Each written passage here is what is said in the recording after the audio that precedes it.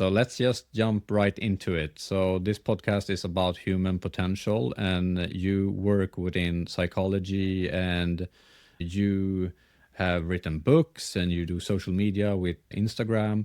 So can you tell us a little bit more about Sure. yourself? So I'm Henrik, the psychologist. I'm Sweden's biggest psychologist on social media. And I've been doing that full time since maybe about 3 years now. And my work is I try to make people's lives better through psychological insights. And I do that through writing, through my social media work, and through lectures and different collaborations. What laid the foundation for your mission within psychology? I suppose that question comes in two parts. One is what laid the foundation for me to become a psychologist in the first place. And one is like what got me to take the leap to go on social media, basically. And so when I was a kid, my mom is a social worker. So she's helped a bunch of people throughout her working life through therapy and conversations and so on. And I think what laid the groundwork there was that when I was a kid, I always liked to talk a lot. And if anyone's ever met me at a party or whatever, yes, I will talk a lot.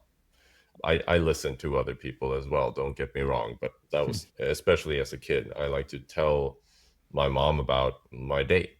So like whenever at the end of the day when she was putting me and my brother to bed,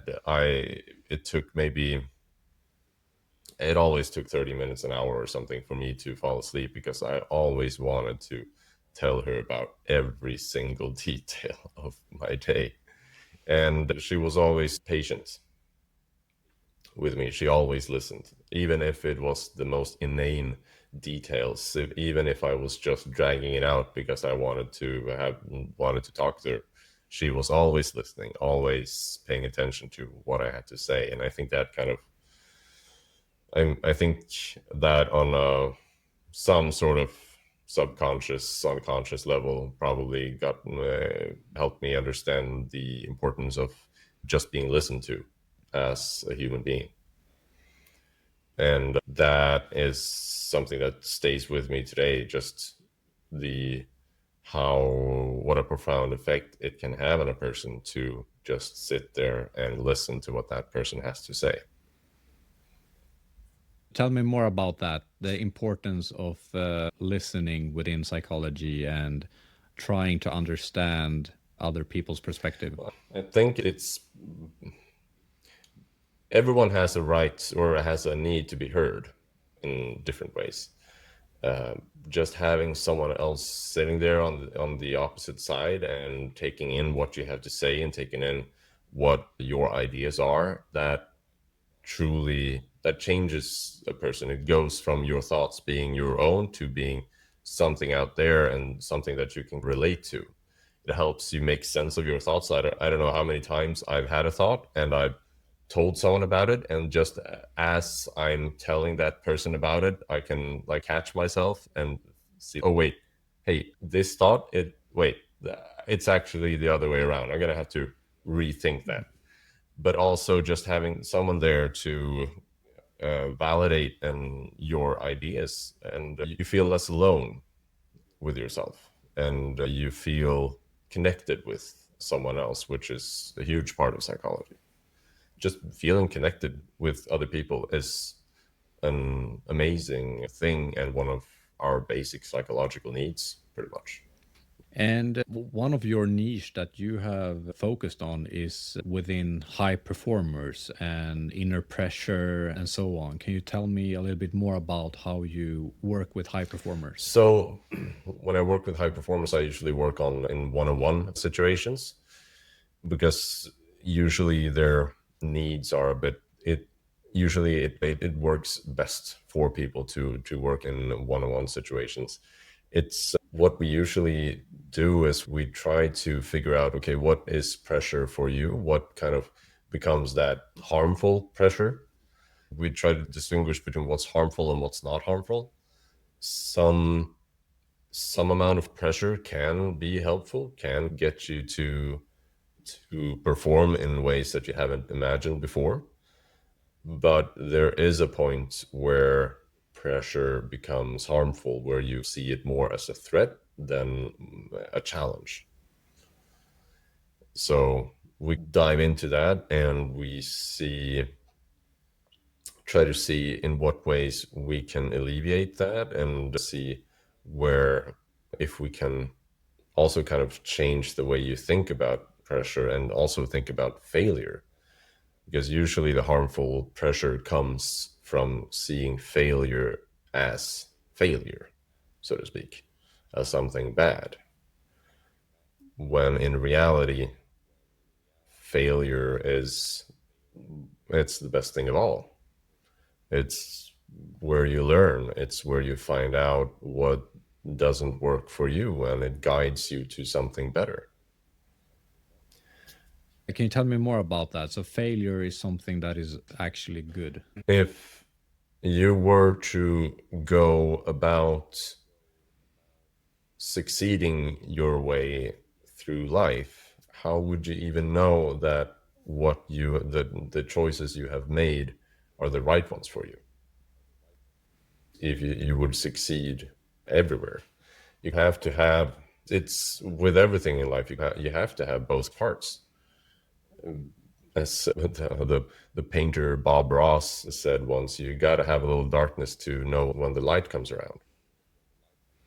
And that's the same thing with failure. When you fail, you learn more about yourself, you learn more about the task that you were doing, and you learn things that you never could have learned through succeeding.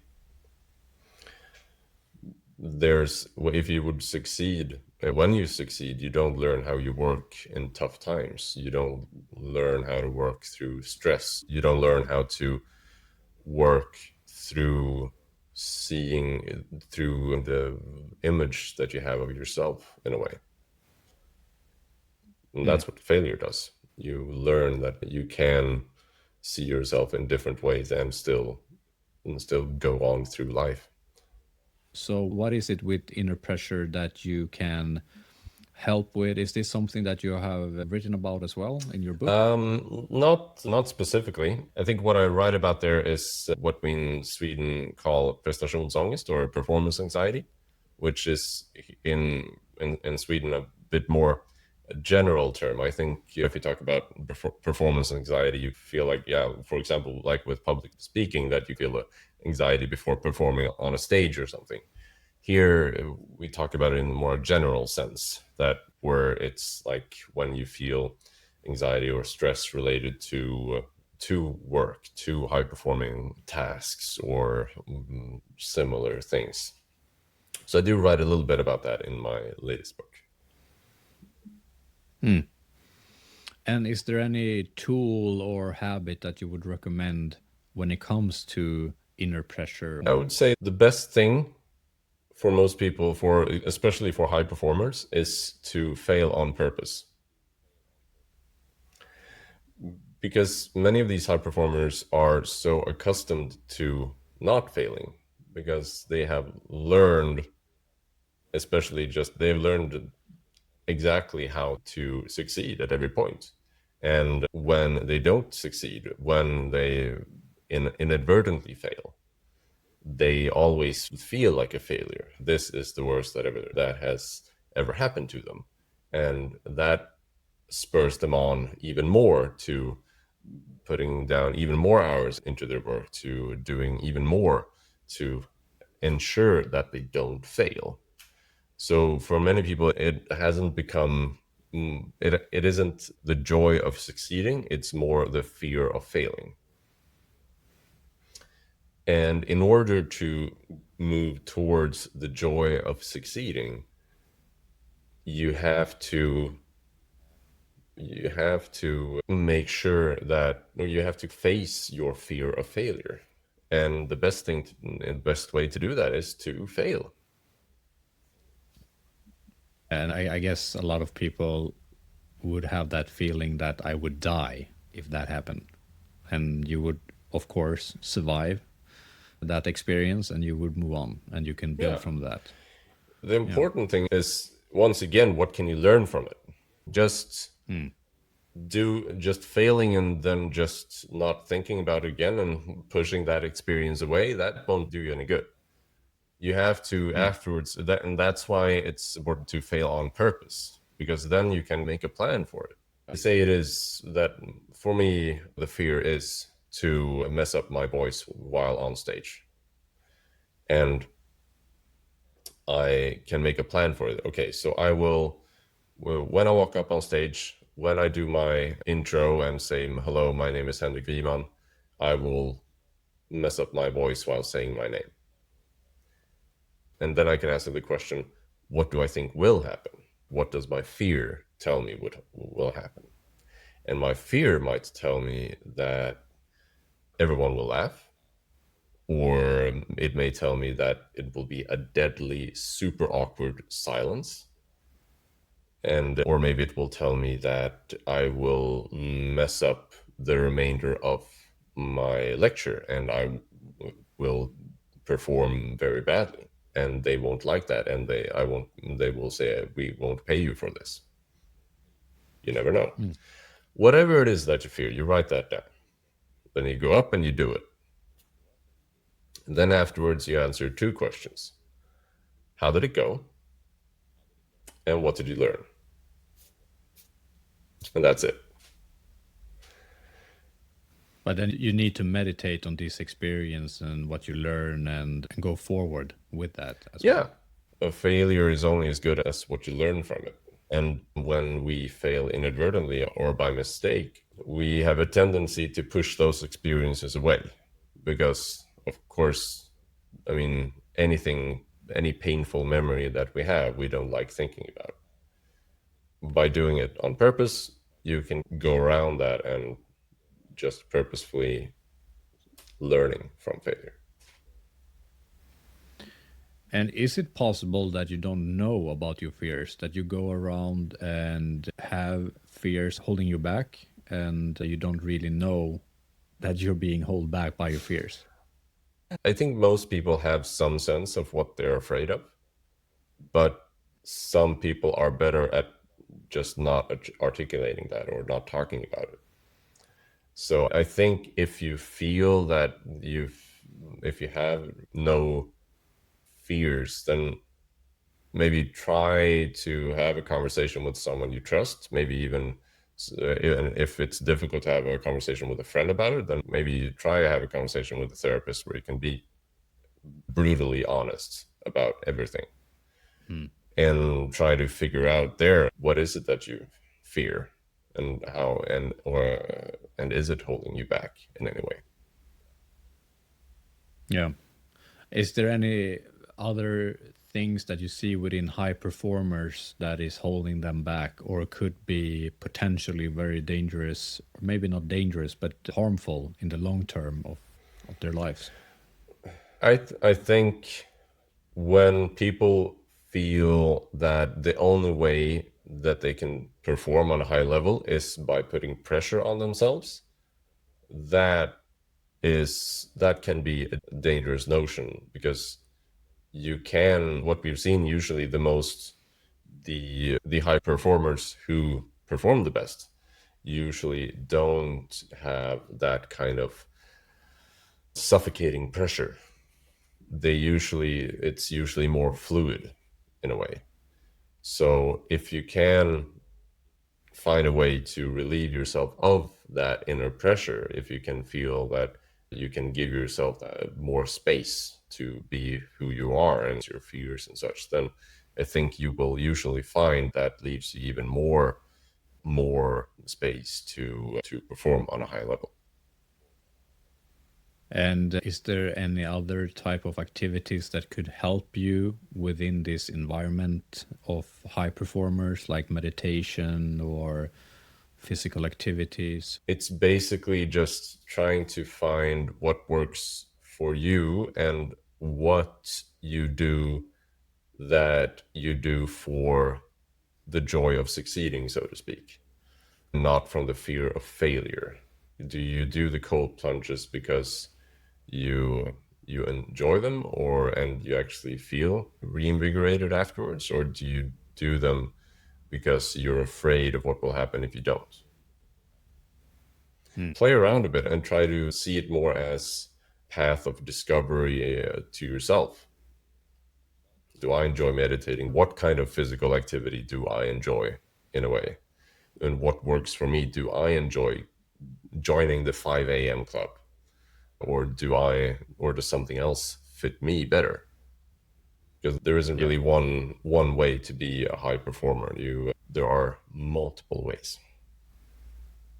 Do you need to have a certain recovery protocol to be a high performer? We all do need some form of recovery. Sleep is maybe one of the most, is always like one of the most important ones.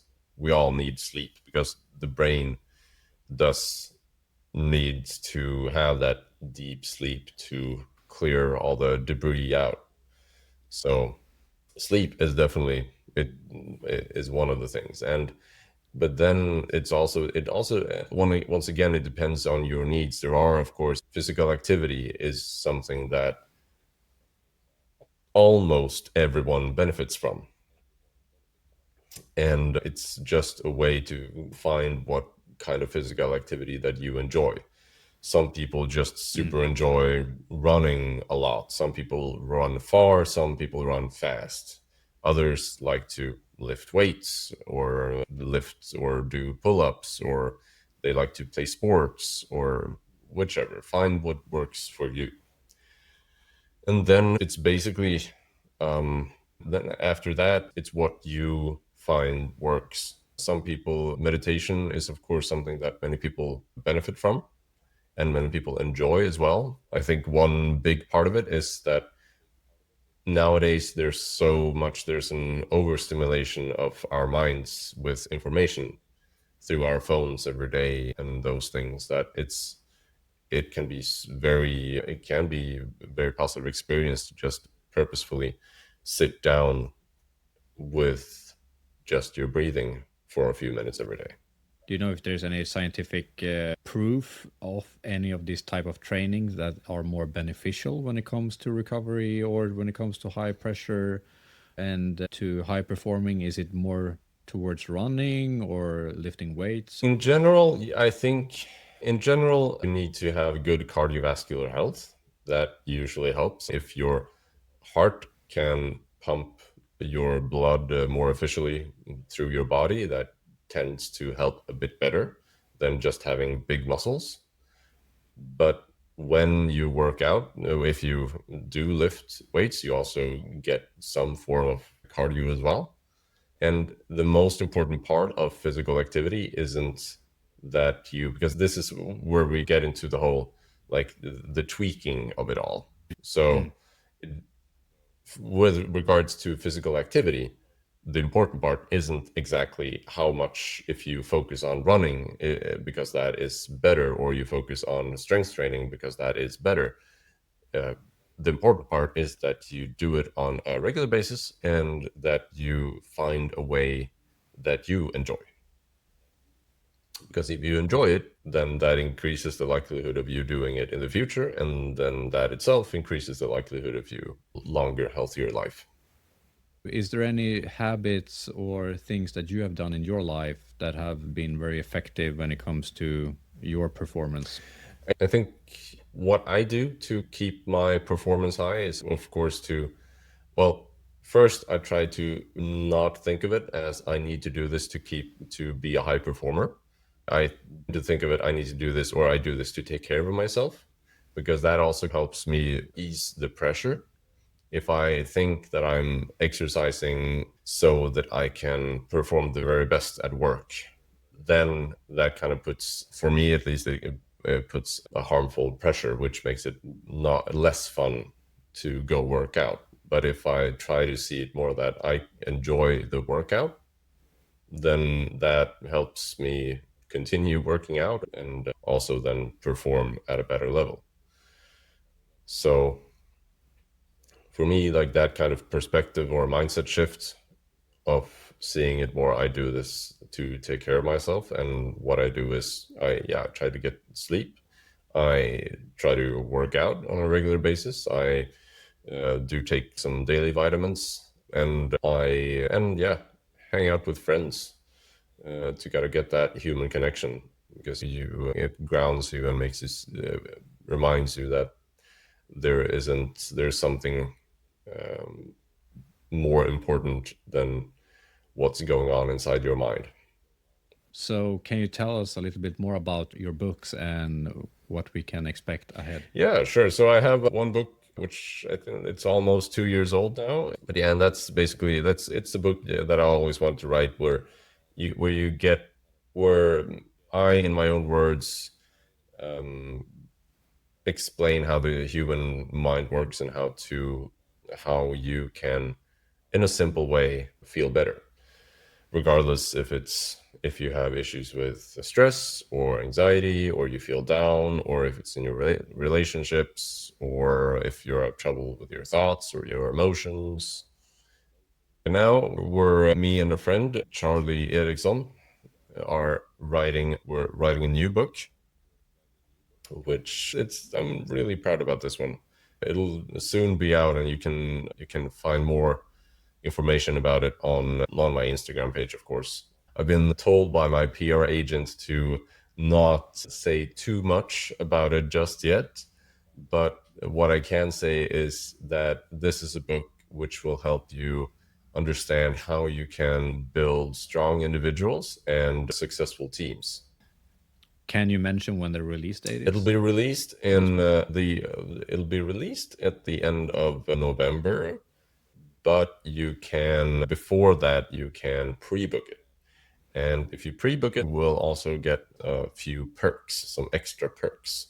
So if you can, I would definitely advise you to pre-book it. And once again, if you're interested in the book, you can check out my Instagram page, and it'll be all the information you need is right there. Thank you so much for joining this podcast, Henrik Wiman, psykologen Henrik. If you want more information about psykologen Henrik, make sure to check out his Instagram and his webpage. Stay tuned for upcoming episodes about exploring human potential with Philip.